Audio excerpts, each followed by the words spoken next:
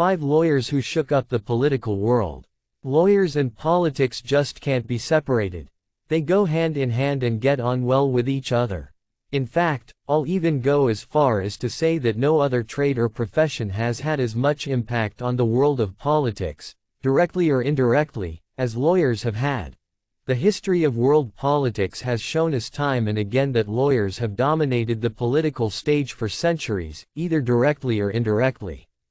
They have impacted the world at large as no other profession has.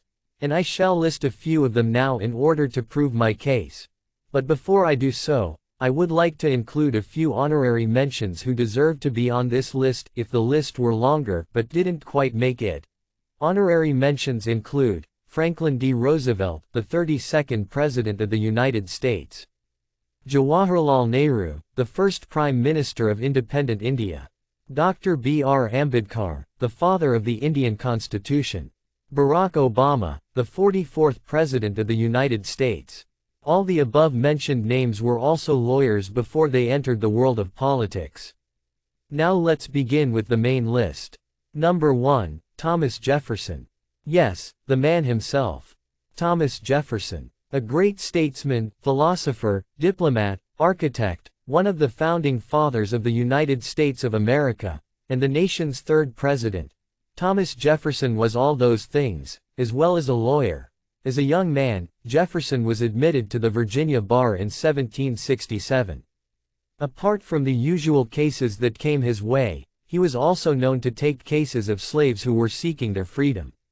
In one particular instance, he even waived his fee for a client who claimed that he should be freed before the statutory age of 31, which was required for emancipation in cases with interracial grandparents.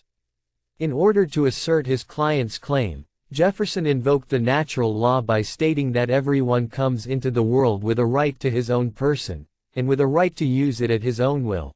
It seems to be a pretty convincing argument now, doesn't it? An argument that's obvious and fair. But, unfortunately, it was a different time in history back then, and the judge ruled against his client, but Jefferson didn't let this ideal of his go to waste. He would later incorporate it into the Declaration of Independence. Jefferson also took several cases for the General Court of Virginia in 1767, where he was involved in 3 highly notable ones: Howell v. Netherland 1770, Bowling v. Bowling 1771, and Blair v. Blair 1772. While practicing law, Jefferson represented Albemarle County as a delegate in the Virginia House of Burgesses from 1769 until 1775, where he strongly advocated reforms to slavery. And in 1769 he introduced legislation allowing masters to take control over the emancipation of slaves, taking the authority and discretion away from the royal governor and general court. Even later on in his life, while serving as the 3rd President of the USA, Jefferson would go on to use his knowledge of the law to shape the newly independent country and guide it in the right direction. In 1807, Jefferson signed the act prohibiting importation of slaves. Number 2, Abraham Lincoln.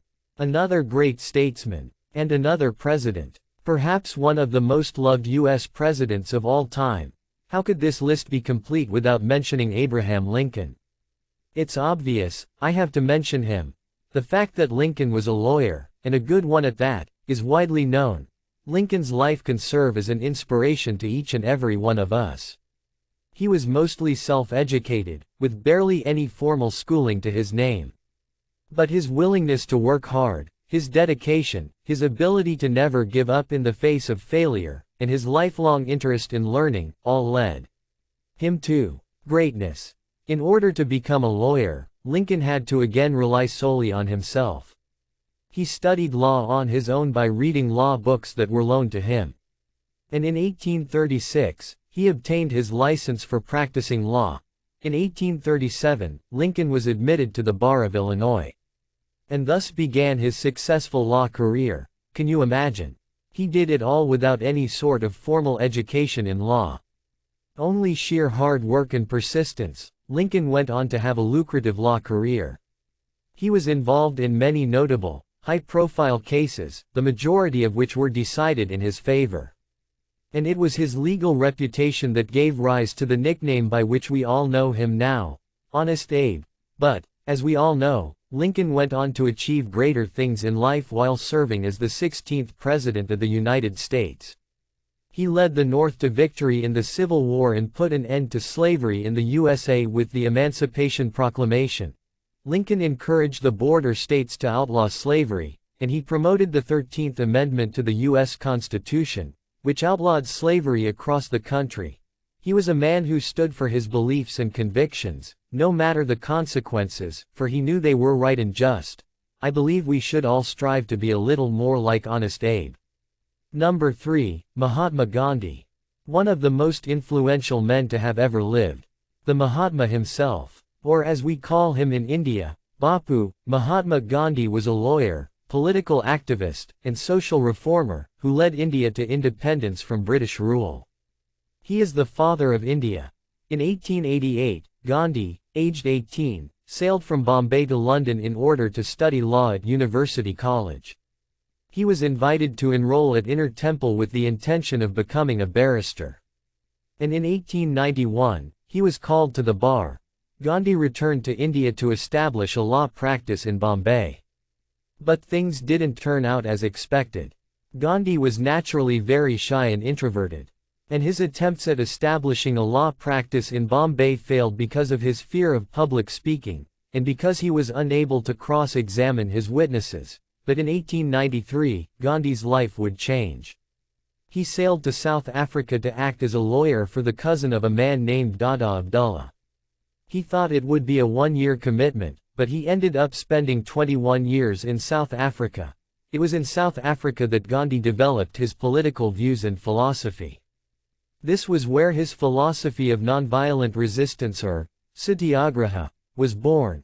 As the years passed by, Gandhi increasingly moved away from practicing law, and steered more towards political and social activism.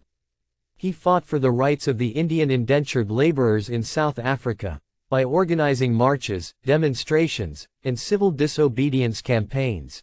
The results of Gandhi's peaceful methods of protesting were surprising, and many of the campaigns were successful and effective. By the time Gandhi returned to India in 1915, he was no longer a practicing lawyer. He was a political and social activist who had already become a hero to the Indian people. For the next 33 years, Gandhi led the Indian masses against the British Empire, using the same nonviolent methods developed by him in South Africa. And on the 15th of August 1947, India finally gained its independence under Gandhi's leadership. Gandhi's peaceful methods of protesting against an unjust rule inspired many other movements for civil and political rights, human rights, and freedom across the world. He also served as an inspiration to great leaders and activists such as Martin Luther King, Nelson Mandela, and Cesar Chavez. Mahatma Gandhi's message to the world continues to be of value even to this day. Number 4, Nelson Mandela. The first black president of South Africa. A great statesman, a human rights icon, Nelson Mandela was one of those rare human beings who were born but rarely in history. His life is a source of inspiration for millions of people around the world. And his struggle symbolized the strength of the human spirit and mind. After completing his BA in 1943, Mandela began studying law at the University of Witwatersrand, where he was the only native African student. Simultaneously, he began his 3-year articles at Witkin, Sidelsky and Eidelman. By his own admission, he was a poor student. While studying law, he became increasingly aware of the racial inequality existing in South Africa. He saw how non-whites were oppressed and subjugated, and segregation based on race was widespread. This sudden awareness prompted him to join the African National Congress (ANC) to fight against the apartheid political system. Mandela's increasing involvement in politics distracted him from his law studies. And in 1948, after having failed his final year exam 3 times, he left the university without graduating.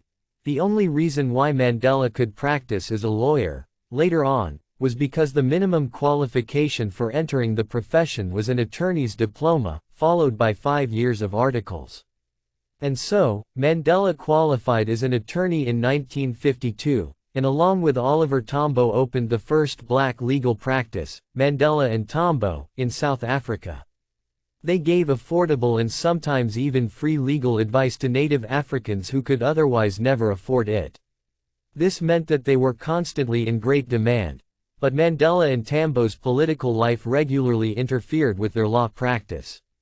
They were constantly persecuted by the government, which eventually affected their practice, forcing them to shut down the firm. But in the long run, it didn't matter. Mandela went on to achieve greater things in life. After spending 27 years in various prisons, he came out victorious. He went on to become the first black president of South Africa, ensured a smooth transition of power, and succeeded in making South Africa a truly democratic nation. Mandela spread the message of love and peace, equality and justice, and he advocated for a united and race-less South Africa. And now that is his greatest achievement. Number 5, Fidel Castro. Perhaps the most controversial figure on this list. But that's hardly surprising. Fidel Castro, the great Cuban revolutionary, was one of the most iconic and controversial figures of the 20th century. In 1945, Castro began studying law at the University of Havana, where he got involved in student activism. By his own admission, he was politically illiterate before joining student politics. It was while studying law that Castro formed his early political views. He was strongly against U.S. intervention and influence in the Caribbean, and he developed an anti-imperialist ideology. Student violence at the university escalated to such an extent that Castro began carrying a gun in order to protect himself. He even campaigned for the presidency of the Federation of University Students on a platform of honesty, decency, and justice, but lost. After graduating, Castro co-founded a legal partnership along with an acquaintance. The partnership was formed with good intentions, and they mostly catered to poor and oppressed Cubans. Due to this, the partnership proved to be a financial failure. But Castro clearly had other interests, which eventually led him deeper into the world of politics. On the 26th of July 1953, Castro, along with 165 other revolutionaries, attacked the Moncada barracks. But the mission failed, and Castro was thrown in jail for 2 years. On his release in 1955, Castro fled to Mexico in order to organize an armed revolution to overthrow General Fulgencio Batista. There he met and befriended Che Guevara, an Argentine doctor, whose face would eventually become the symbol of resistance and revolution across the globe. Castro led the rebels in the guerrilla war against Batista's army, which began in 1956 and ended in their victory on the 8th of January 1959, when Castro triumphantly entered Havana. Castro would go on to serve as the leader of Cuba for almost 6 decades, through some harsh and terrible times, and became a popular and heroic figure of the Third World. He led Cuba and its people throughout his entire political life, and he defied the U.S. government while doing so. Under Castro's leadership, Cuba became an important participant in the Cold War, which led to the infamous Cuban Missile Crisis. Never before had such a small Caribbean island made such a huge impact on global politics. However, Castro's rule was pockmarked with controversies and human rights violations, forcing many people to lose faith in the revolution. Many Cubans would eventually flee Cuba due to political and economical reasons. But, in spite of everything said and done, no one in their right mind can deny that Castro was one of the most iconic leaders of the 20th century.